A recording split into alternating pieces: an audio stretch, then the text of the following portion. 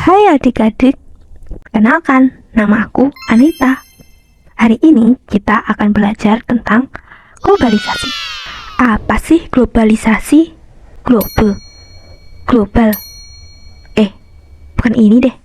Globalisasi adalah proses integrasi dan interkoneksi antara berbagai negara di dunia yang mencakup bidang ekonomi, budaya, politik, teknologi, dan aspek kehidupan lainnya. Proses ini memungkinkan pertukaran ide, informasi, barang, jasa, dan budaya secara lebih cepat dan luas di tingkat global. Nah, ini baru benar. Lalu, apa saja sih bentuk-bentuk dari globalisasi? Pertama, komunikasi. Komunikasi merupakan proses penyampaian informasi dari pihak satu ke pihak lain. Teknologi komunikasi mendekatkan yang jauh semakin dekat. Salah satu contohnya adalah di mana dulu manusia melakukan komunikasi hanya dengan cara surat menyurat, dan sekarang manusia dapat dengan mudah melakukan komunikasi dengan jarak jauh hanya menggunakan handphone. Yang kedua, bidang ekonomi menyebabkan negara di dunia menjadi pasar yang satu tanpa adanya batasan, sehingga globalisasi ekonomi berkaitan erat dengan perdagangan bebas. Misalnya, EFTA merupakan organisasi antar pemerintahan yang didirikan untuk mendorong perdagangan bebas dan integrasi ekonomi untuk kepentingan negara-negara anggotanya.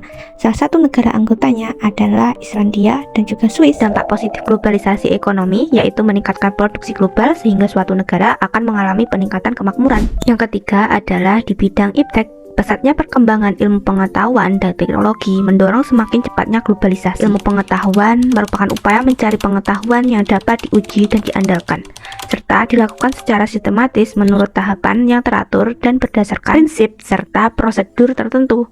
Sementara teknologi merupakan seluruh perangkat ide, metode, teknik, atau benda-benda material yang digunakan untuk memenuhi kebutuhan manusia. Misalnya, sekarang ini muncul situs jual beli online dan juga transportasi online, sehingga hal ini sangat memudahkan aktivitas kehidupan manusia. Selanjutnya adalah bidang transportasi. Transportasi adalah pemindahan barang atau manusia dari tempat satu ke tempat yang lain. Peranan transportasi sangatlah penting dalam suatu negara. Dampak globalisasi di bidang transportasi, di mana di Indonesia sendiri sudah mulai banyak mobil dan juga motor listrik. Selain kendaraan ini jauh lebih ramah lingkungan, keunggulannya adalah pajak tahunannya jauh lebih murah daripada mobil yang berbahan bakar minyak. Yang terakhir adalah globalisasi di bidang budaya. Misalnya, mencium tangan kedua orang tua adalah salah satu tradisi khas yang dimiliki bangsa Indonesia. Tradisi ini belum tentu dapat ditemukan di negara atau wilayah lain di dunia.